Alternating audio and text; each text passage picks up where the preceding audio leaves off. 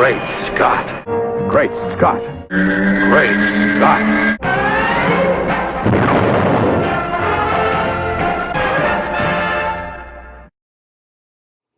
Hello, everyone, and welcome to Great Scott. I'm Scotty V.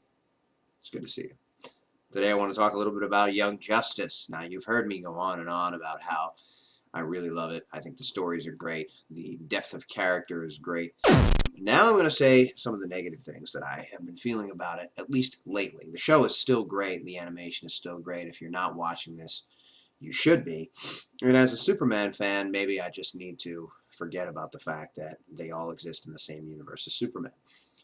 Most recently, we've seen going into a training exercise. Now, what happens after that is all of the heroes die, except for the young heroes, which they all end up dead by the end anyway, but we see Superman die, we see Green Lantern die, Batman dies. And no one makes a big deal over Superman, and my problem here is that anytime in the comics, anytime in any other cartoon or movie that you've seen this type of thing happen, everyone is most broken up over Superman. That is when everyone realizes that all hope is lost. That is when everybody breaks down, including the newscasters. And they don't even mention it.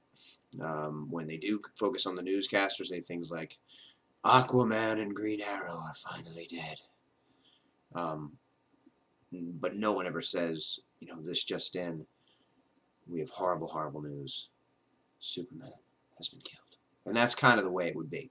If Superman were killed in that instance, in that situation, the world would know that things were really bad because Superman was dead. And once again, we see Batman outshine all the heroes, including Captain Marvel, Superman, and both the Green Lanterns, who all have more power than Batman. And Batman's in a plane flying through space, fighting with super powerful aliens that can kill all the rest of the Justice League. Later on in the episode, Superboy is compared to Superman on a number of occasions, and he keeps saying, "I'm not Superman!" in his angry way, his Klingon-type mind, getting angry that people are calling him Superman.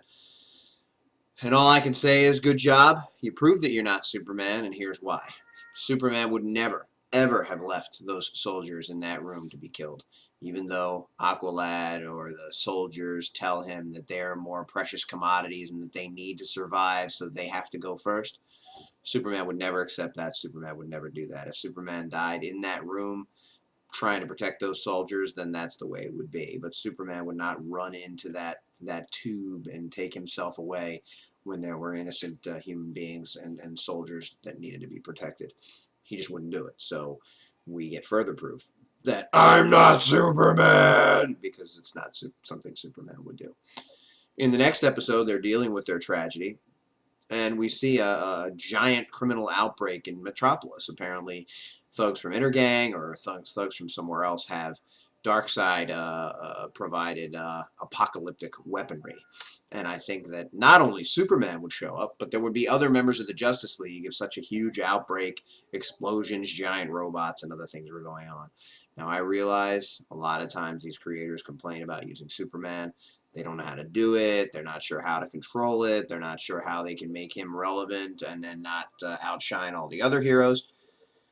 But if Superman lives in Metropolis, which we know he does, if Superman protects Metropolis and the people of the world, which we know he does, and so do all the other heroes in the Justice League, they wouldn't just sit around, I don't know, sipping tea and let the teenagers, and only Superboy in this case, handle it. No one else hears about it.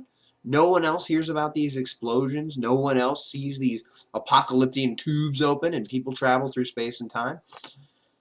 It's a little silly. And I've said it before, when they send the gang in to handle a mission that's dangerous or whatever, and the Justice League, says, well, we got other stuff to do.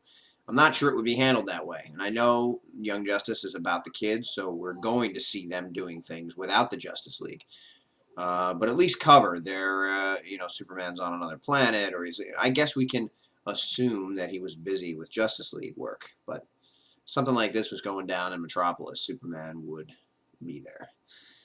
But what are you going to do? I realized that both this and the Justice League cartoon, when that was on, all the creators had a hard time. They said Batman was the coolest, and they had difficulty bringing Superman in. They weren't even sure what power levels to use, and I think they seem to be having the same sort of difficulty because we still haven't seen any sort of forward motion with the Connor Superman story, or how they're going to figure each other out, or anything like that. So we'll see how it goes, but the show is definitely worth watching. Check it out, and remember, everybody, always look up in the sky.